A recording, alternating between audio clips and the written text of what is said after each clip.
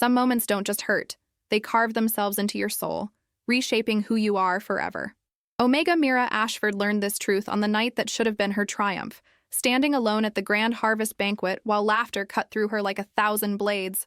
The crystal chandeliers above reflected her humiliation in fractured light as her former mate stood across the ballroom, his arm wrapped possessively around another woman, the woman he'd chosen instead. Every whisper, every pitying glance, every cruel smile reminded her of what she'd become in their eyes. Disposable, forgettable, nothing.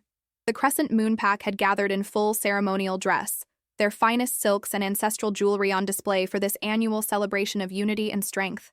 But Mira wore only a simple gray dress, borrowed from a friend who'd tried to convince her not to come at all.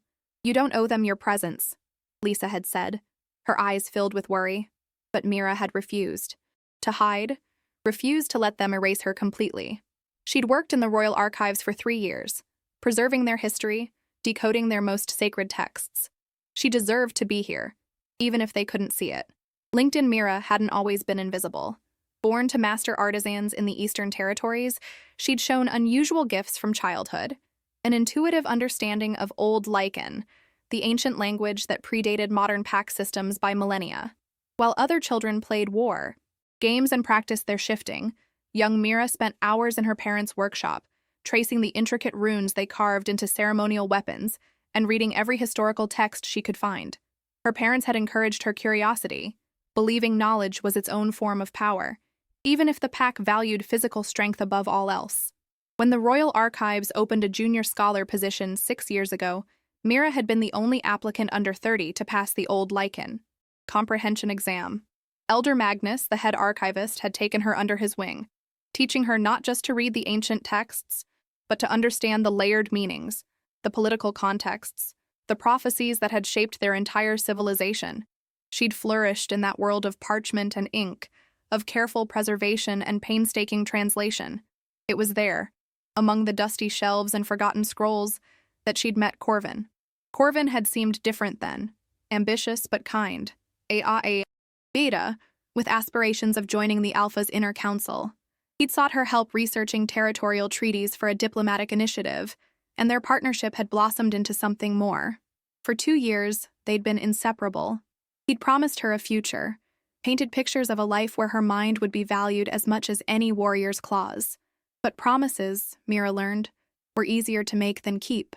The betrayal had come 3 months ago, swift and devastating. Corvin had been offered a position on the council, on one condition. He needed to present himself as a strong traditional candidate, which meant bonding with a mate who embodied pack values, a skilled fighter, a woman from a prominent bloodline, someone who could enhance his political standing. Mira, with her books and her quiet ways and her common artisan lineage, didn't fit that image. So he'd chosen Selena, the Alpha's cousin, a warrior with more kills than Mira had birthdays. The rejection had been public, calculated, and absolute. "You're a wonderful person," Corvin had said, his eyes unable to meet hers. "But I need someone who can stand beside me in the world I'm building. You understand, don't you?" She'd understood perfectly. She wasn't enough. Tonight's banquet was Corvin and Selena's official bonding announcement. The entire pack had gathered to celebrate their union, to toast the perfect political match. Mira had debated staying home, pretending illness, disappearing into her work, as she'd done for the past 3 months. But something stubborn in her refused. She would not be erased.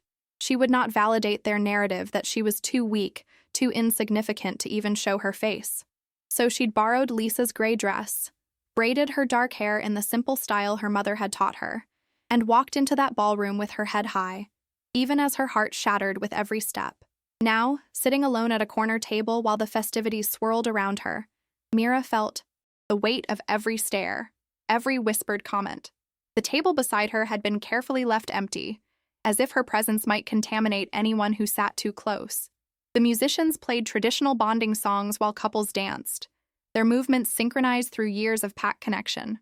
Plates of roasted venison and honey-glazed vegetables passed by, carried by servers who somehow never seemed to notice her raised hand. Even the wine hadn't reached her glass. It was a masterclass in social exclusion, and she was the unwilling student. "Poor thing," she heard someone murmur from a nearby table. Doesn't she have any pride? I heard she's been crying in the archives every day, another voice added, dripping with false sympathy. Elder Magnus had to move her to a back room because she was disturbing the other scholars. None of it was true, but truth didn't matter when the pack had already written your story. Mira's fingers clenched around the stem of her empty wine glass, her only anchor in this sea of humiliation. She could feel Corvin's gaze on her occasionally, heavy with guilt or satisfaction. She couldn't tell which, and she wasn't sure which would hurt more. Selena didn't look at her at all. To acknowledge Mira's existence would be to suggest she'd ever been competition. The meal service began, and Mira watched servers deliver the first course to every table in the hall except hers. The message was clear.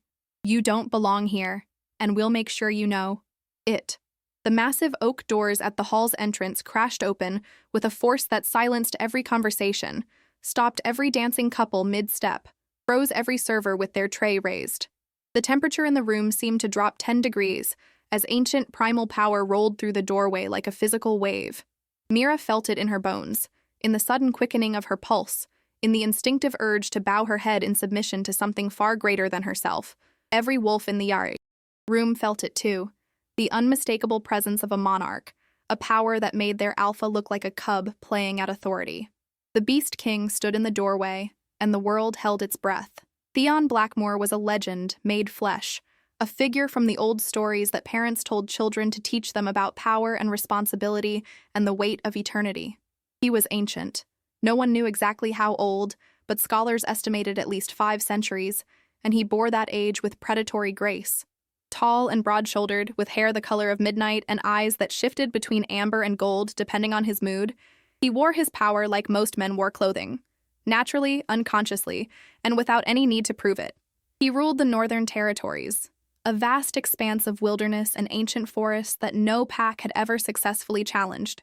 Kings and alphas paid him tribute. Councils sought his counsel. And he attended social gatherings approximately never. The Crescent. Moonpack's alpha, Marcus Thornfield, recovered first, rushing forward with a mixture of panic and delight. Your Majesty! What an unexpected honor!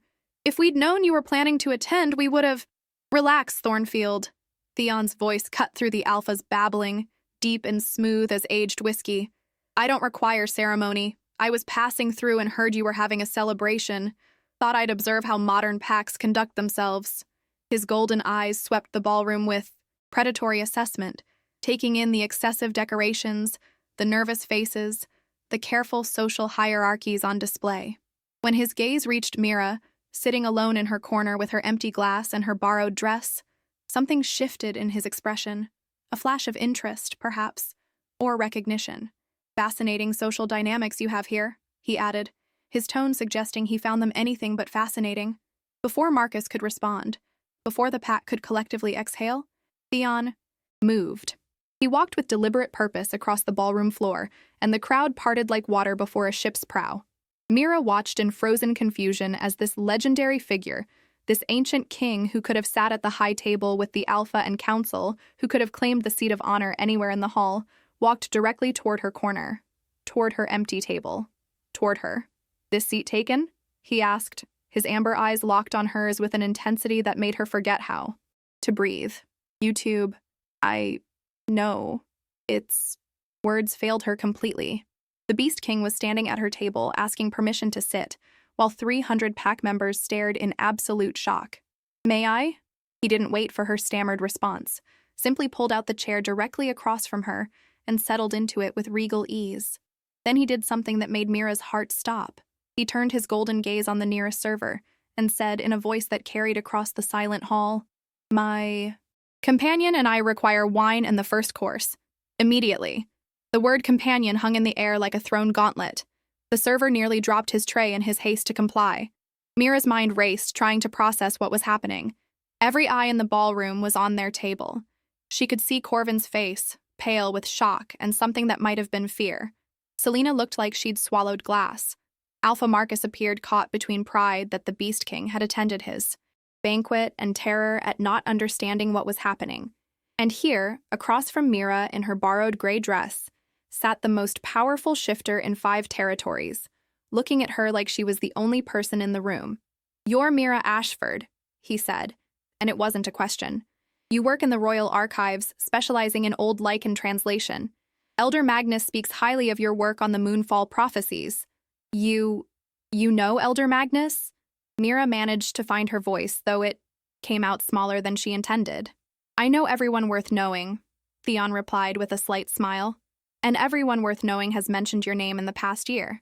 Apparently, you're the only scholar in 3 generations who's been able to decode the layered meanings in the prophecy of the eternal moon. Quite impressive for someone so young. YouTube. The wine arrived, poured with shaking hands by a server who looked like he might faint from proximity to the Beast King. Theon raised his glass in Mira's direction, and his voice carried across the silent ballroom as he said, "To knowledge, which is the truest form of power, and to those wise enough to seek it, even when the world tells them to value other things." It was a direct challenge to every value the pack held sacred, and everyone in the room knew it. Mira lifted her glass with trembling hands, meeting his toast while feeling the weight of 300 stares. As they drank, Theon leaned back in his chair with casual confidence and said, loud enough for nearby tables to hear, "Tell me about the Moonfall prophecies. I've read the surface translation, of course, but Magnus mentioned you found something in the verb conjugations that suggests an entirely different interpretation."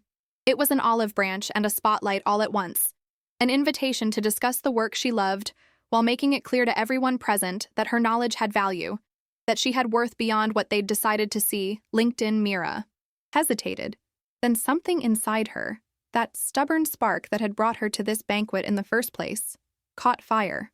The standard translation treats the prophecy as past tense, she began, her voice growing stronger as she stepped into familiar territory. It describes events that happened during the Great Breaking, when the original pack split into the modern territorial system.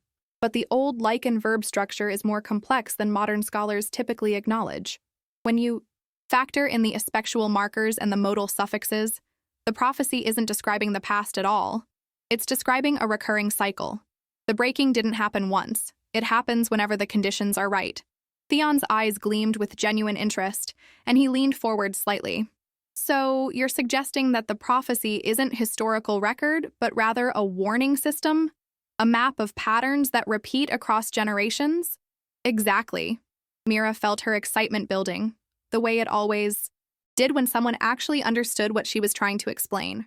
And the specific conditions it describes: increasing isolation between territories, breakdown of traditional dispute resolution, the rise of power-hungry leaders prioritizing personal gain over collective welfare. We're seeing all of them now. In the past 50 years, interpack communication has decreased by 40% according to the archive records. The number of territorial disputes resolved through violence rather than negotiation has tripled, and the average tenure of alphas has dropped from 23 years to 8, suggesting constant power struggles rather than stable leadership. Fascinating, Theon murmured, and his tone suggested he meant it. And what does the prophecy say happens when these conditions converge? Mira opened her mouth to answer, then caught herself, suddenly aware of their very public audience. This wasn't just a scholarly discussion, it was a performance, a deliberate reshaping of her status in front of everyone who'd dismissed her. Theon saw her hesitation and smiled, an expression that held centuries of political maneuvering. Perhaps that's a conversation better suited for a less crowded venue, he suggested. But I would very much like to hear your full analysis. This kind of insight is rare and valuable. The meal service continued, and this time Mira's courses arrived promptly, perfectly prepared, with servers who couldn't meet her eyes but dared not slight her, while she sat across from the Beast King. The food tasted like ash in her mouth, her stomach too knotted with confusion and unexpected hope to properly appreciate the venison. Around them, the banquet slowly resumed its rhythm, though the atmosphere had fundamentally changed. The whispers now were different, not mockery but speculation, calculation, fear. When the musicians began playing again, Theon stood and extended his hand toward Mira. "Dance with me," he said. And though it was phrased as a request, his tone made it clear this was an opportunity she'd be foolish to refuse. Mira took his hand, feeling the calluses of a warrior mixed with the steady warmth of something far more ancient than any wolf she'd ever touched. He led her onto the dance floor, and the other couples moved aside, creating a clear space around them as if proximity might be dangerous. "I should warn you," Mira whispered as they began the traditional circular pattern of the harvest dance. "I'm not very good at this." I spend more time with books than in ballrooms. I've been dancing for 5 centuries, Theon replied, his hand steady at her waist, guiding her through the steps with effortless precision. I'm good enough for both of us. Just follow my lead and try not to overthink it. You academics always think too much. 3 measures in, Mira's foot caught on the edge of his boot, and she stumbled forward. Before she could fall, Theon's arm tightened around her waist, pulling her upright with the kind of strength that didn't even register effort. For a moment, they were closer than the dance required, and Mira found herself looking up into those ancient amber eyes, seeing something in them that made her breath catch. Not pity, not calculation, but a warmth that felt dangerously genuine. See, he murmured, his breath warm against her ear. I've got you. You're not going to fall, not while I'm here. That's rather the point of a partner, catching each other when the steps get complicated. The metaphor wasn't subtle, and it wasn't meant to be. Around them, Mira could feel the pack's collective shock, their desperate attempts to understand what was happening. Why would the Beast King, who could have any female in 5 territories, choose to dance with a rejected Omega in a borrowed dress? What did he see that they didn't? The questions hung in the air, unspoken but palpable, and with each turn of the dance, Mira felt something shift in her chest. Not quite confidence, not yet, but the fragile beginning of it. Maybe she wasn't nothing. Maybe someone could see her. The dance ended, and Theon escorted her back to their table with old-world courtesy that made several nearby females look like they might weep with envy. As they sat, Corvin appeared beside their table, his face carefully arranged in a mask of polite concern. Mira, he said, his voice carrying that false warmth he'd perfected for political occasions. I hope you're enjoying the evening. I wanted to make sure. You were all right, sitting here alone. She's not alone, Theon interrupted, his tone pleasant but his eyes hard as flint. She's with me, and I believe she's enjoying herself quite well, unless I'm mistaken.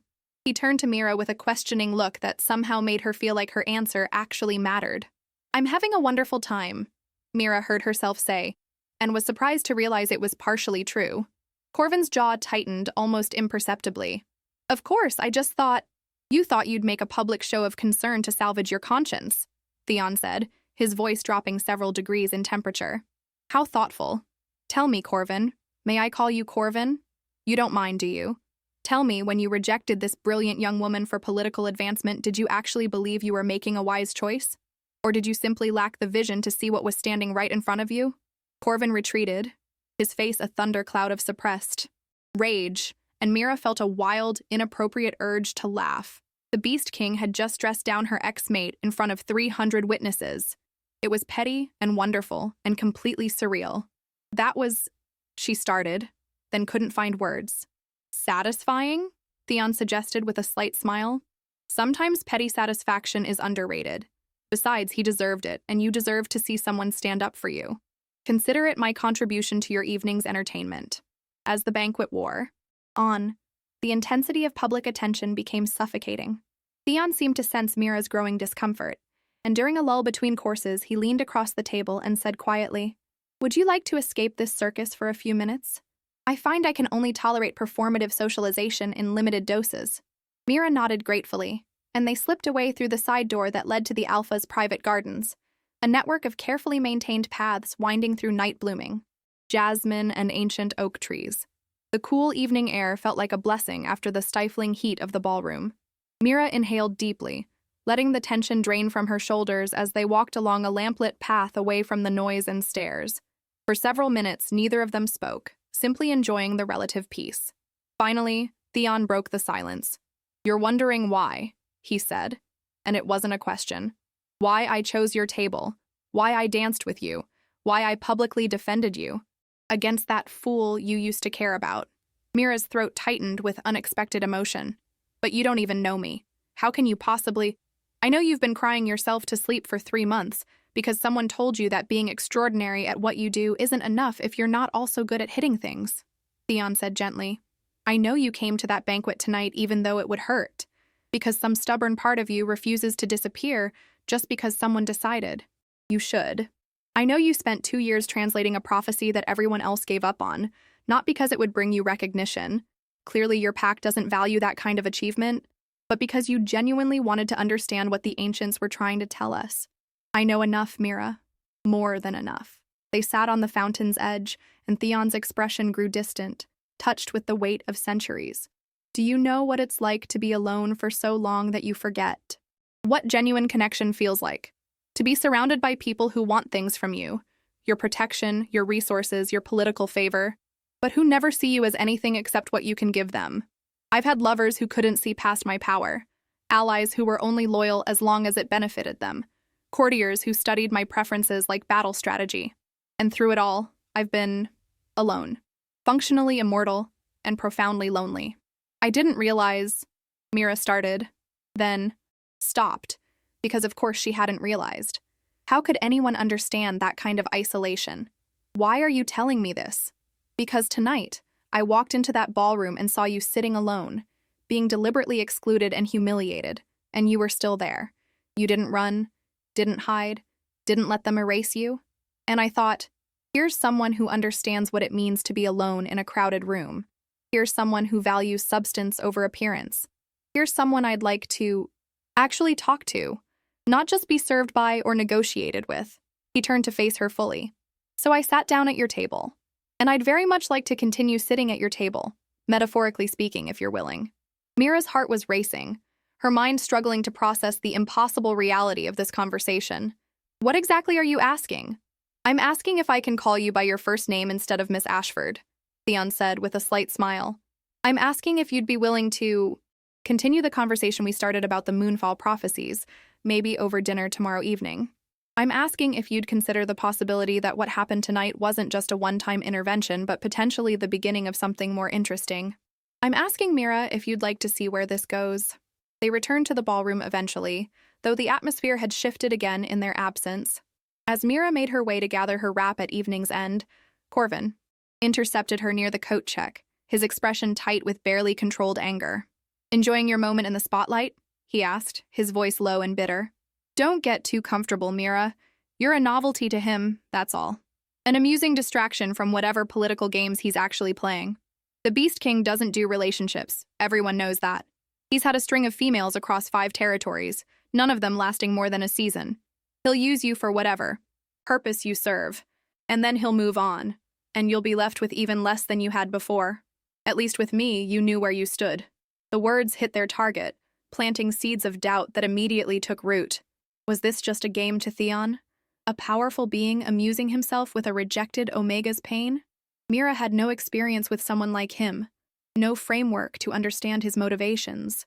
Maybe Corvin was right. Maybe she was being unbelievably naive. But then, Theon appeared, beside her, his hand resting lightly on her shoulder, and said to Corvin in a voice like winter frost, "Still here, providing unwanted opinions. Remarkable dedication to being wrong. Come, Mira, I'll walk you home. We have dinner plans to discuss." As they left, Mira carrying Corvin's warning like a stone in her chest, a messenger arrived at the ballroom with a formal envelope sealed with the Beast King's mark. Inside was an invitation, not just for Mira, but for Elder Magnus as well, to dine. The following evening at Theon's northern estate, the inclusion of her mentor, a chaperone and witness, spoke volumes. This wasn't a secret seduction.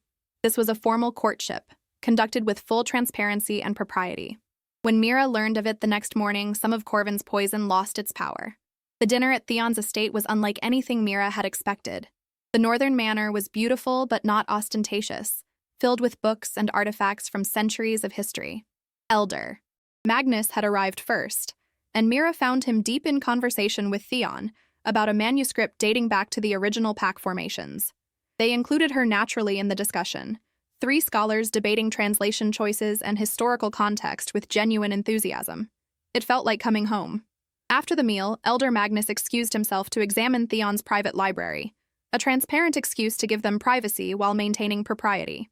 Theon led Mira to a balcony overlooking the northern forests, where the moon hung full and bright above the ancient trees. "I need to be honest with you," he said, his voice serious in a way it hadn't been before, about what pursuing us, would actually mean. Mira waited, her heart in her throat, while Theon seemed to struggle with how to begin. "I'm functionally immortal," he finally said. "Not truly deathless, but aging so slowly that centuries pass like decades would for you. I've lived through the rise and fall of entire pack lines. I've buried everyone I've ever cared about, Watch them grow old while I stayed the same. It's the price of what I am, and it's not a small price. He turned to face her fully. If we do this, if we actually explore what's growing between us, you need to understand what you'd be choosing. You would age normally. You would have perhaps 60 or 70 years if you're fortunate, while I would have centuries more. I would have to watch you grow old, would have to eventually lose you, and that thought is already painful, even though we've only just met. Is that fair to ask of you? Is it fair to ask of myself? The vulnerability in his admission took Mira's breath away. This ancient, powerful being was offering her not seduction or game-playing, but raw honesty about the impossible complications of loving someone who existed on a different timeline than the rest of the world. I don't know, Mira said finally, her voice steady despite her racing heart. I don't know. What's fair or wise or sensible? I don't know if this is real or if I'm just desperate to feel valued after months of being told I'm worthless. But I know that when I'm with you, I feel like maybe I could be enough. Like maybe the things I'm good at actually matter. And I know that I want to find out where this goes.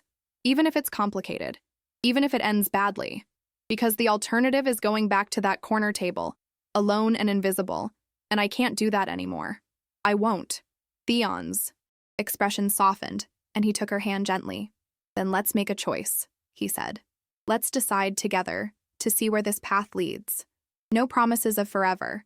We can't make those honestly given our circumstances. But a promise to be present, to be genuine, to explore this connection without games or manipulation.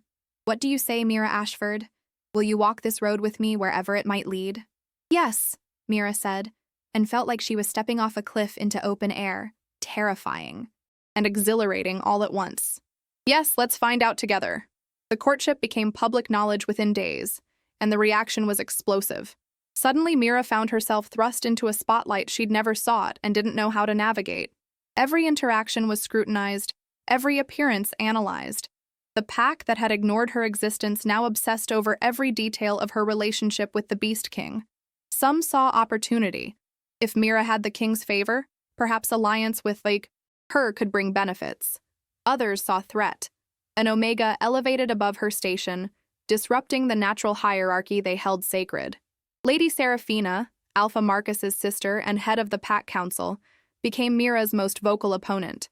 This is inappropriate, she declared at a council meeting that Mira wasn't present for, but heard about within hours. A common Omega carrying on with the Beast King sends entirely the wrong message about pack structure and proper social order. What's next? Shall we let the kitchen staff make policy decisions? Shall we ask the groundskeepers to lead hunting parties? There are reasons we have hierarchies, and this relationship undermines everything we've built. The political pressure intensified when Theon began openly courting Mira according to traditional customs. Public walks through pack territory, attendance at cultural events together, formal gifts delivered with his seal. Each gesture was a statement, a claim that she was worthy of a king's attention. Her mentor, Elder Magnus, received criticism for enabling the relationship. Her friend Lysa was questioned about Mira's intentions. Even her elderly parents, living quietly in the Eastern Territories, received visits from council members suggesting they should encourage their daughter to be realistic about her situation. Through it all, Theon remained steadfast. When Lady Seraphina tried to schedule a private meeting with him to discuss concerns about appropriate social conduct, he responded with a formal letter, delivered publicly, stating that his choice of companion was not subject to council approval, and anyone who had concerns about Mira's worthiness was welcome to examine their own prejudices. When pack members began avoiding the archives, claiming they didn't want to encounter Mira, Theon showed up personally to research territorial treaties, making it clear that he valued the archive's resources and its staff. The turning point came 6 weeks into their courtship, when Mira made a discovery that changed everything. She'd been working late in the archives, translating a series of connected texts that referenced the Moonfall prophecies, when she found an auxiliary scroll she'd never seen before. It had been misfiled centuries ago, tucked between territorial maps from a completely different era. As she carefully unrolled the brittle parchment, her heart began to race. The scroll contained an addendum to the Moonfall prophecy, additional verses that had been separated from the main text at some point in history. And these verses weren't about cycles of breaking and reformation.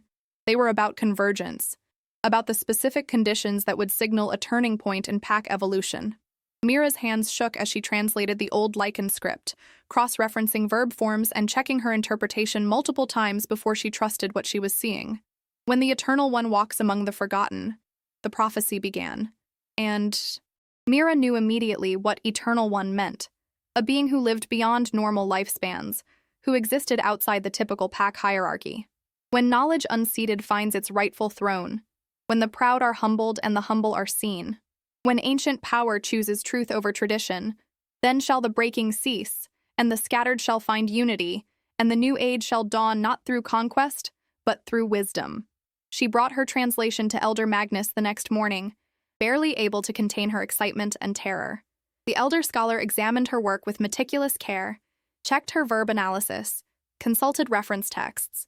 Finally, he looked up at her with an expression that mixed awe and concern. "This is authentic," he said quietly. "This is a genuine auxiliary text to the Moonfall prophecies. And if your translation is correct, and I believe it is, then you and the Beast King are described here, Mira. You're part of a prophecy." They decided to consult an outside authority before making any public announcement. Elder Magnus sent a sealed letter to the Council of Keepers, the collective body of senior scholars from all territories, who authenticated major historical finds. Within a week, 3 elderly scholars arrived at the Crescent Moon Pack, examined the scroll, reviewed Mira's translation, and confirmed its authenticity. The auxiliary prophecy was genuine, and its description matched Mira and Theon's situation with impossible precision. When the validation came, Theon listened to the full translation with an unreadable expression. Finally, he said, "So we're apparently Destiny's pawns. That's complicated. You're not happy about this?" Mira asked, confused by his subdued reaction. "I'm not sure how I feel," Theon admitted. "On one hand, it's rather nice to have a supernatural explanation for why I felt drawn to you that first night. Takes some of the pressure off explaining myself. On the other hand, I don't love the idea that we're together because some ancient prophecy said we should be. I'd prefer to think we're making our own choices." "The prophecy doesn't say we have to be together," Mira pointed out, rereading her translation. "It describes conditions and convergences, not mandates. It says, when ancient power chooses. That's active voice, indicating agency. You still chose me, Theon. The prophecy just suggests that your choice might be part of something larger." "Our choice," Theon corrected. "You chose." "Me too, remember? You said yes on that balcony." The prophecy authentication changed the political landscape dramatically. Suddenly, opposition to Mira's relationship with Theon wasn't just questioning social norms, it was potentially working against a predicted turning point in pack evolution. Lady Seraphina and her faction retreated, their objections muted by the weight of ancient authority. Alpha Marcus, ever the political operator, suddenly became enthusiastically supportive, throwing a formal reception to celebrate the historic significance of our pack's role in this prophetic moment. But the universe, it seemed, had one more test in store. Word reached the northern territories of a border conflict brewing between the Eastern Alliance and the coastal packs, a dispute over fishing rights in shared waters that was escalating toward violence. 3 packs were mobilizing warriors, preparing for a confrontation that would inevitably draw in allied territories and spiral into the largest interpack war in a century. The councils were deadlocked, neither side willing to compromise, both sides convinced that strength and dominance were the only solutions. Theon received a summons from multiple alphas requesting his intervention as the Beast King, the one authority both sides might respect. "I need to go," he told Mira, his expression grim. "If this explodes into war, hundreds will die, and the territorial system could collapse into chaos. Exactly what your prophecy warns against." "Then I'm coming with you," Mira said immediately. "What? No, this is a political negotiation that might turn violent. You're a scholar, not a warrior. And that's exactly why I need to be there," Mira interrupted, her mind already racing through the archives collection. "This is a fishing rights dispute, right? Which means there are historical precedents, treaties, traditional boundaries that probably both sides have forgotten or are conveniently ignoring. You said it yourself. Theon, knowledge is power. Let me do what I'm good at. Let me help." They traveled together to the disputed territory, and Mira spent 3 sleepless days buried in the historical records she'd brought, cross-referencing claims and counterclaims against centuries of documented agreements. What she found was revelatory. Both sides were technically wrong. The waters they were fighting over had been designated as shared territory in a treaty signed 200 years ago during the Great Coastal Accord, a comprehensive agreement that had resolved dozens of boundary disputes. But the treaty had been written in Old Lycan and classical territorial notation, and the modern translations both pacts were using had simplified the language in ways that changed the meaning. Mira presented her findings to the assembled councils, translating the relevant treaty sections with scholarly precision, showing exactly how the original agreement had designated the disputed waters for seasonal shared use, with specific protocols for coordination. She provided documentation, showed her sources, explained her methodology. The evidence was irrefutable. Both pacts had valid claims to seasonal use. Neither had exclusive rights. And the original treaty had established dispute resolution mechanisms that neither side had bothered to follow because they didn't know the mechanisms existed. The revelation shifted the entire negotiation. Faced with proof that their ancestors had already solved this problem, 2 centuries ago, both sides found it difficult to justify war. Theon used the opening Mira had created to broker a new agreement based on the old treaty, updating the protocols for modern practices while maintaining the spirit of shared resources and mutual respect. Within a week, the crisis was resolved without a single warrior drawing blood. The successful resolution of the border crisis elevated Mira's reputation dramatically. She wasn't just the Beast King's romantic interest anymore. She was the scholar who had prevented a war, who had demonstrated the practical value of historical knowledge, who had proven that wisdom could be as powerful as claws and teeth. The story spread across all territories, carried by travelers and traders. The forgotten Omega who decoded prophecies and saved hundreds of lives. When they returned to the Crescent Moon Pack, the reception was markedly different from the cold shoulder Mira had received at the harvest banquet. Alpha Marcus requested a formal meeting to discuss establishing a new archives initiative, properly funded and staffed. Lady Seraphina, humbled by the undeniable proof of Mira's value, made a public statement acknowledging that perhaps the pack had been too narrow in its definition of strength. Even Corvin, looking like he'd swallowed nails, approached Mira at a council gathering to offer stiff congratulations on her diplomatic achievement. But the real transformation was internal. Mira no longer felt like she needed anyone's validation. She'd proven to herself, not to the pack, not to Theon, but to herself, that her gifts had worth, that her path had purpose. She'd taken the skills they'd dismissed as useless and used them to prevent catastrophe. That knowledge lived in her bones now, unshakable and true. 3 months after the border crisis resolution, Theon asked Mira to meet him in the Alpha's gardens, the same place they'd talked on the night of the harvest banquet. She arrived to find the fountain area transformed with hundreds of candles and night-blooming flowers, creating a scene that belonged in old stories. Theon stood in the center of it all, and when Mira approached, he did something that made her breath stop. He knelt. "I've lived 5 centuries, Theon said, his amber eyes reflecting candlelight. "And I've never met anyone who made me want to promise a future I know I can't fully guarantee. But you, Mira Ashford, you make me want to try. You make me believe that maybe the years we have together, however many they turn out to be, are worth the pain of eventually losing you. So I'm asking, formally and publicly and with full knowledge of how complicated this will be, will you bond with me? Will you be my mate, my partner, my queen? Will you choose this impossible, prophetic, beautiful thing we've built together?" Mira dropped to her knees in front of him, refusing to let him be below her even symbolically. "Yes," she said, tears streaming down her face. "Yes, to all of it. The complication, the prophecy, the impossible timeline, everything. I choose you, Theon. I choose us." They bonded in a ceremony that blended ancient tradition with personal meaning. No excessive decorations, no performative displays of wealth or power. Instead, they stood under the full moon with their closest friends and mentors, exchanging vows that acknowledged both the prophecy they were part of and the choice they were making. Mira wore a dress her mother had made, embroidered with runic patterns that spelled out the words Theon had said that first night. "Knowledge is power." Theon wore traditional northern ceremonial attire, and when they marked each other with the bonding seal, the gathered witnesses swore the marks glowed silver for a moment, a sign of prophetic significance. Elder Magnus performed the ceremony, and at the conclusion he spoke the traditional blessing, with an addition that made several people weep.